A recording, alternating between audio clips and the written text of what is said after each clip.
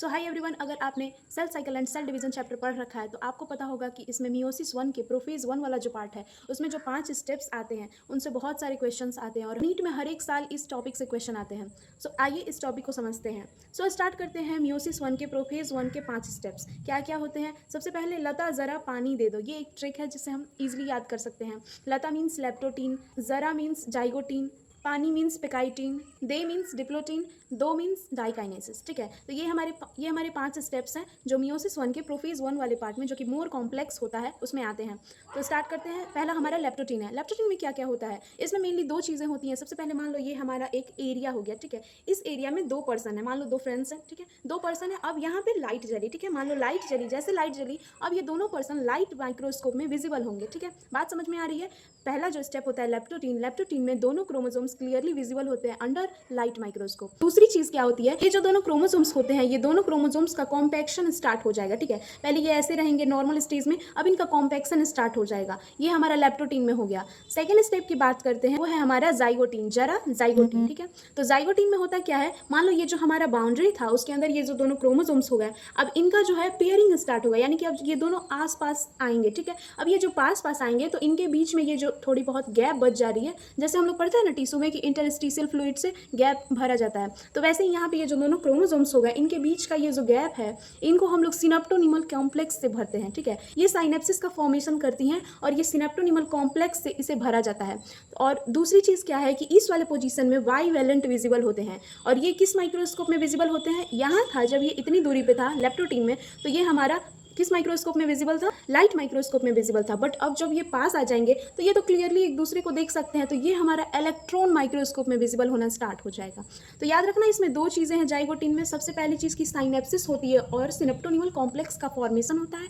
दूसरी चीज़ bivalent visible होते हैं अंडर इलेक्ट्रॉन माइक्रोस्कोप। ठीक है, तीसरा चीज़ है पेकाइटीन। पेकाइटीन बहुत ही इंपॉर्टेंट है, बिकॉज पेकाइटीन में जैसे ये मान लो ये ऐसे हैं, ये क्रोमोसोम्स होमोलोगस क्रोमोसोम्स है, अब ये आपस में ऐसे करके ये क्रॉसिंग ओवर करते हैं। जब ये क्रॉसिंग ओवर करते हैं तो मान लो कि ये वाला जो है, ये वाला आर्म हमारा रेड कलर का है, ये वाला हमारा आर्म येलो कलर का है। ठीक है, जब ये क्रॉसिंग को ओवर करेंगे तो ये जो येलो वाला आर्म था इसके कुछ कलर्स यहाँ विजिबल होने स्टार्ट हो जाएंगे, और ये जो हमारा रेड वाला आर्म्स था इसके कुछ कलर्स हमारे येलो वाले आर्म्स पे विजिबल होना स्टार्ट हो जाएंगे।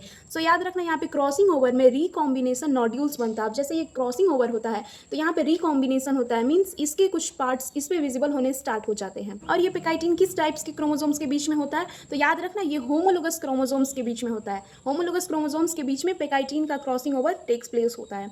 ठीक है, और इसमें क्या होता है, इसमें टेट्राड विजिबल होते हैं। जैसे मान लो ये मतलब 4 आर्म्स होते हैं ना इसके, ऐसे जब क्रॉसिंग ओवर करता है तो इसके ये पूरे टेट्राड्स विजिबल होते हैं। पहले हमारा क्या था, पहले हमारा सिर्फ बाइवेलेंट विजिबल होता था। अब बात करते हैं डिप्लोटीन के बारे में, जो हमारा 4th स्टेप है। डिप्लोटीन में क्या होता है, डिप्लोटीन में ये जो क्रॉसिंग ओवर होता है तो इससे काइस्माटा का फॉर्मेशन होता है। काइस्माटा क्या होता है दीदी बता दो जरा। देखो ये जब क्रॉसिंग ओवर ऐसे हुआ तो यहाँ पे जो एक्स शेप का होता है उसके बीच में काइस्माटा का फॉर्मेशन होता है। ठीक है, और ये काइस्माटा का फॉर्मेशन मतलब जब देखो क्रोमोसोम्स, जो मान लो ये हमारा क्रोमोसोम्स हो गए, एक होमोलोगस क्रोमोसोम, सेकंड वाला यहाँ होमोलोगस क्रोमोसोम्स है। अब इनका जो क्रॉसिंग ओवर होगा, क्रॉसिंग ओवर जब हटता है, जब पेकाइटीन स्टेज जब छोड़ती है तो ऊपर से याद रखना बीच वाली चीज़ें पहले छूटती हैं, बट ये जो साइड साइड के होते हैं, आप समझ रहे हो ना, मैं इमेजिनरी फिगर ऐसे दिखा रही हूँ, मेरे पास वैसे कलरफुल पेन्स नहीं है इसलिए।